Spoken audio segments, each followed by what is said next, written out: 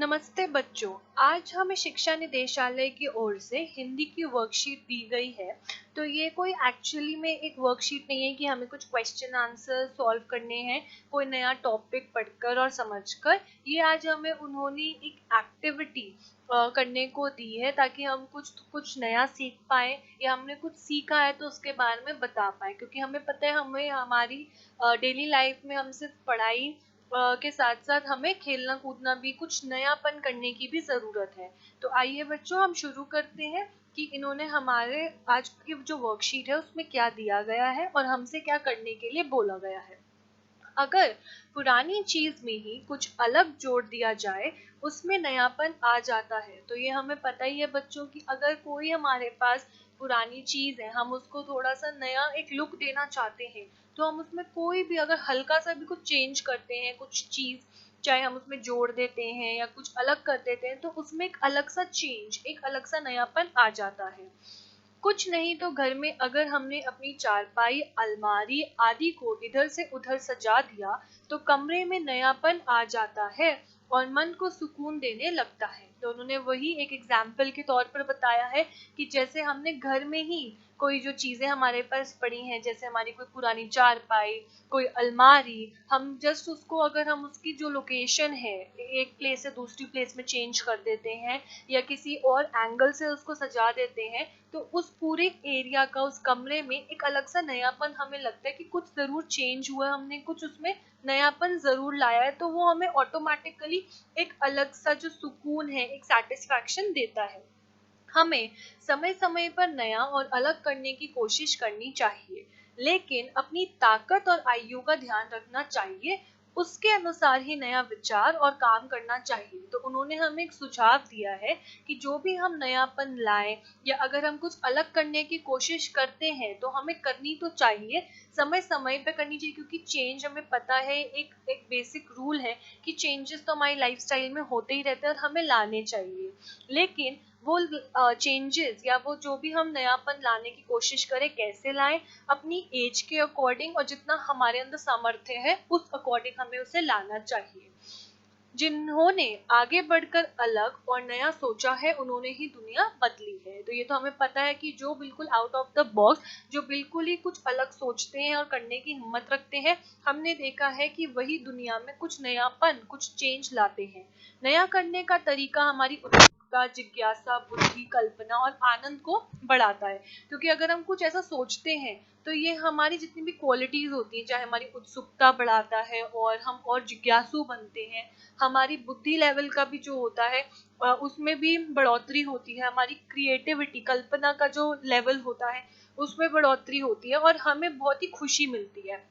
आप भी अपनी उम्र और क्षमता के अनुसार कुछ नया सोचिए और कीजिए। शुरुआत यहाँ से करते हैं। तो उन्होंने इसी नयापन कुछ अलग करने की कोशिश के लिए उन्होंने हमें कुछ सुझाव दिए हैं कि हम यहाँ से आपको एक वर्कशीट के तौर पर कुछ करने को कह रहे हैं तो वो आप ट्राई करिए। आप उससे कुछ आनंद लाइए अपनी क्रिएटिविटी लेवल्स बढ़ाइए और फिर कुछ खुद से भी करने का सोचिए। तो आओ बच्चे शुरू करते हैं। आई होप आप मेरे साथ यहाँ तक बने हुए हैं। तो सबसे पहला इन्होंने हमको करने के लिए जो कार्य दिया है वो है बाएं हाथ से अपने 5 मित्रों के नाम और पता लिखिए। तो बाएं हाथ कौन सा होता है बच्चों हमारा लेफ्ट हैंड। तो हमें पता है हम जनरली जितने भी स्टूडेंट्स हैं वो राइट हैंड से लिखते हैं तो लेफ्ट हैंड से हमने जरूर कभी ना कभी लिखने का ट्राई किया ही होगा। तो उन्होंने वही बोला कि आप अपने कोई भी 5 दोस्तों के नाम और उनका पता लेफ्ट हैंड से लिखने की कोशिश करिए। तो इंटरेस्टिंग है। तो हम एक बार ट्राई करते हैं। तो यहाँ पर बच्चों ये मैंने लिखकर आपको दिखाया हुआ है कि अगर हम बाएं हाथ से मतलब लेफ्ट हैंड से लिखेंगे तो वो कैसा लगता है। तो ये यहाँ पर आप देख पा रहे हैं कि मैंने अपने 5 दोस्तों के नाम लिखे हैं और उनका पता लिखा है। तो आप भी एक बार ऐसे प्रैक्टिस कर सकते हैं। देखिए अनुज करोल बाग सीमा गौतम नगर अमन तिलक नगर रमन आदर्श नगर और रिया पांडव नगर। तो ये देखिए मैंने लेफ्ट हैंड से लिखा है और ये देख रहे हैं बाएं हाथ से कि कितना हम जैसे हम अपना नॉर्मल राइट हैंड से लिखते हैं तो ये बिल्कुल उससे तालमेल बिल्कुल भी नहीं रख रहा है और बहुत ही टेढ़े में और लाइंस के ऊपर नीचे जा रहा है। तो एक फन एक्टिविटी थी जो आई होप आप भी प्रैक्टिस करेंगे। अब नेक्स्ट एक्टिविटी पे आते हैं। इन सभी नाम और पते को उल्टे अक्षर और मात्राओं में लिखिए ठीक वैसे ही जैसे कि सीधे अक्षर को आईने में देखने से दिखाई पड़ता है। तो अगर आपको पता हो कि हम जब जैसे हम जो भी सीधे अक्षर लिखते हैं और उनको आईने में देखते हैं तो वो अक्षर और मात्राएं सारी की सारी उल्टी दिखती है। तो अब इन्होंने हमसे उसी का उल्टा कार्य करने को बोला है कि जो अभी मैंने आपको जितने भी हमने यहाँ पर 5 नाम और उनके पते लिखे हैं, उन्होंने हमको कहा है कि अभी आप उल्टी अक्षर और उल्टे मात्राओं में लिखें, ताकि जब हम इसको आईने में देखेंगे तब ये उसमें सीधे दिखेंगे। तो ये बच्चों देखिए, मैंने आपको यहाँ पर करके दिखाया हुआ है खुद से। ये देखिए, सबसे पहले ये जो है ये मैंने उल्टे अक्षरों उल्टे मात्राओं को यूज करके मैंने वही 5 नाम और उनके पते लिखे हैं। तो जब मैं इनको आईने में देखूंगी तो यहाँ पर आप देख रहे हैं ये बिल्कुल के बिल्कुल सीधे दिख रहे हैं। अनुज करोल बाग, सीमा गौतम नगर, अमन तिलक नगर, रमन आदर्श नगर और रिया पांडव नगर। तो देखा बच्चों, ये थोड़ा इंटरेस्टिंग था कि हमको सेम ही चीज हमने 2 अलग अलग तरीकों में करी और कितना डिफरेंस था, और लेकिन थोड़ा करने में इनमें बहुत दिमाग भी लगा और बहुत क्रिएटिविटी लेवल भी लगा, लेकिन देखिए इसका एंड रिजल्ट कितना अच्छा है।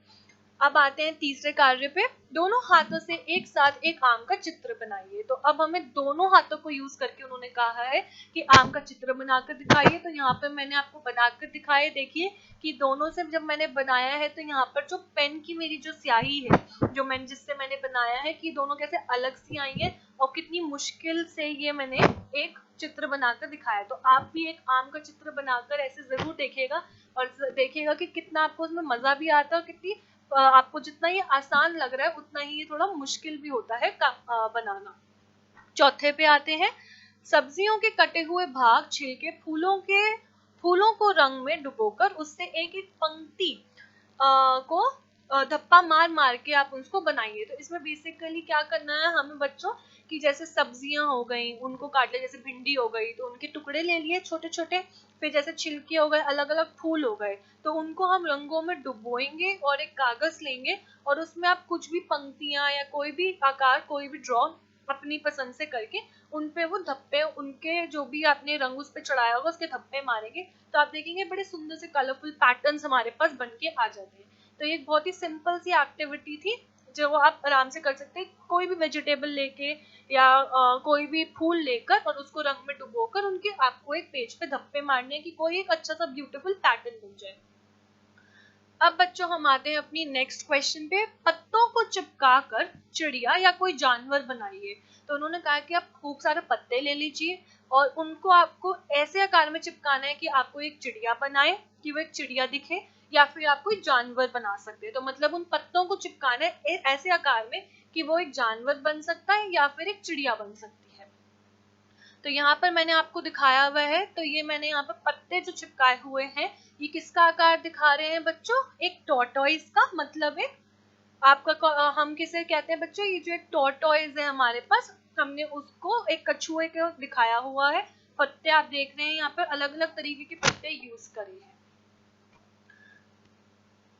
आपने इधर 3-4 महीनों में कुछ नया सीखा है तो उसे 2 पंक्तियों में लिखिए। अब इन्होंने हमसे कुछ क्वेश्चंस पूछे हैं कि जिनको हमको आंसर करना है। तो अब ये कोरोना के समय में हमें काफी समय मिल गया था, तो हमें बताना है कि क्या हमने इसमें कुछ नया सीखा है, तो उसके बारे में 2 लाइनों में बताइए। तो ये तो सब बच्चों टू बच्चों वेरी करेगा। तो एक मैंने एग्जाम्पल के तौर पर यहाँ पे लिख कर दिखाया है। मैंने इन महीनों में इंटरनेट की मदद से पियानो बजाना सीखा और इसके साथ ही मैंने बेकिंग भी की जिसमें मैंने केक बनाया। तो मैंने एक्टिविटीज बता दी जो भी मैंने इन महीनों में कुछ नया करने का ट्राई किया, कुछ नया सीखा। तो ये सब बच्चे टू बच्चे अलग अलग वेरी करेगा। तो आप यहाँ पर कुछ भी वो लिख सकते हैं जो भी आपने सीखा या किया। आखिरी क्वेश्चन, आगे आप क्या नया करना चाहेंगे उनकी सूची बनाइए। अब आपने अगर आगे भी कुछ करने को सोचा है तो आप उसके बारे में बता सकते हैं। तो यहाँ पर मैंने एक जो आंसर लिखा है वो है, मैं आगे एक नई भाषा सीखना चाहती हूँ। इसके अलावा मुझे स्केचिंग का भी शौक है जिसे मैं और सटीक करना चाहती हूँ। तो मैंने बता दिया कि मेरे को कोई न्यू भाषा सीखनी है, नई लैंग्वेज सीखनी है, साथ ही मुझे ड्राइंग में मतलब स्केचिंग का काफी शौक है। तो मैं उसे और अच्छा एक अच्छे लेवल पे और उसकी प्रैक्टिस करना चाहती हूँ और सीखना चाहती हूँ। तो ये बच्चों एक अच्छी इंटरेस्टिंग वर्कशीट थी जिसमें हमारे पास साथ के साथ जो भी क्वेश्चन आंसर थे, अलग अलग एक्टिविटीज थी। तो एक बार आप सब इसको जरूर खुद से प्रैक्टिस करिएगा और देखिएगा कि आपको भी इसमें कितना मजा आता है। आपको कोई भी क्वेरी हो या कुछ भी पूछना आप जरूर हमसे कमेंट्स में पूछ सकते हैं। Thank you.